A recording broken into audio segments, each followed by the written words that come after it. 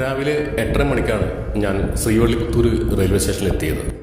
Railway സ്റ്റേഷൻ്റെ പുറത്ത് കിടന്ന് ഇനി ആ വലിയ ക്ഷേത്രത്തിലേക്കാണ് ഞാൻ പോകുന്നത്. അതിനുവേണ്ടി നമുക്ക് ഇവിടെ നിന്ന് സാധാരണ ബസ്സുകളൊന്നും നിലവിൽ ലഭ്യമല്ല. പിന്നെയുള്ളത് ഷെയർ ഓട്ടോ ആണ്. പിന്നെ ഇടയ്ക്കിടയ്ക്ക് ചില മിനി ബസ്സുകൾ ഇവിടെ നിന്ന് സർവീസ് നടത്തുന്നുണ്ട്.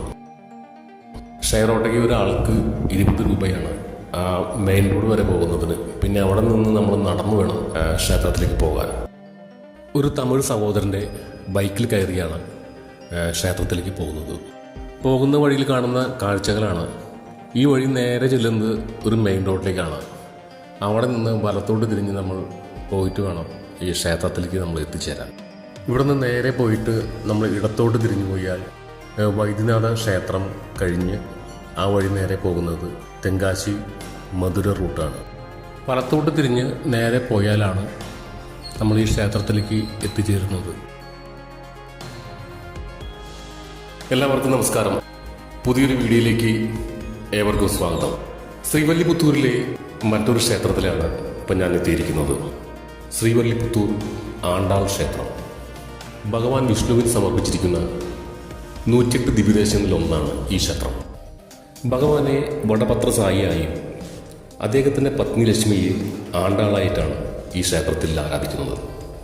തമിഴ് പൈതൃകത്തിൻ്റെയും ഭക്തിയുടെയും പ്രതീകം കൂടിയാണ് ഈ ക്ഷേത്രം.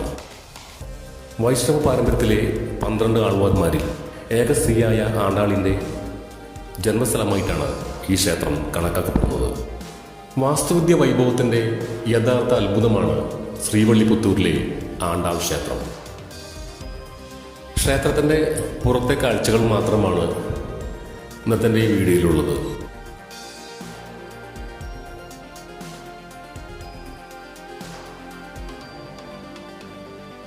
ദ്രാവിഡ വാസ്തുവിദ്യയുടെ അതിമനോഹരമായ ഉദാഹരണമാണ് ഈ ക്ഷേത്രം. പാണ്ഡ്യ, ചോള, നായ്ക്കർ രാജാക്കന്മാരുടെ അവരുടെ കാലഘട്ടത്തിലെ നിരവധി ശില്പങ്ങളും കൊത്തുപണികളും നമുക്ക് ഈ ക്ഷേത്രത്തിൽ കാണാൻ സാധിക്കും.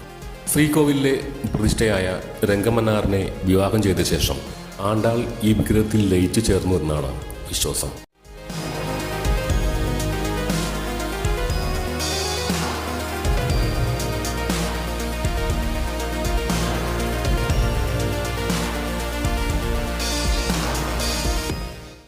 ഇവിടെ വരെയാണ് മൊബൈൽ ക്യാമറ എല്ലാം നമുക്ക് ഉപയോഗിക്കാൻ കഴിയുന്നത്.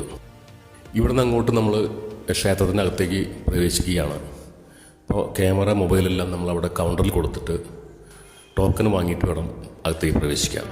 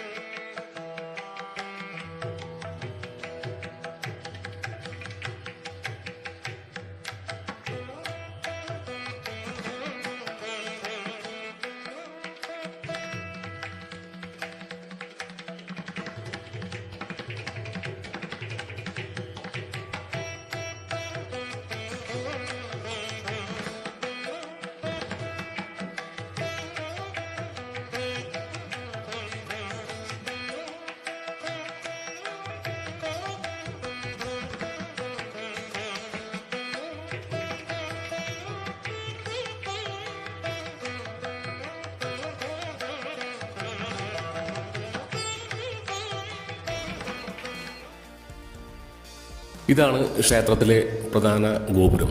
തമിഴ്നാട്ടിലെ ഏറെക്കുറെ ക്ഷേത്രങ്ങളിലെ ഗോപുരങ്ങളെ പോലെ തന്നെയാണ് ഈ ക്ഷേത്ര ഗോപുരം. 192 അടിയാണ് ഈ ക്ഷേത്ര ഗോപുരത്തിൻ്റെ ഉയരം വരുന്നത്.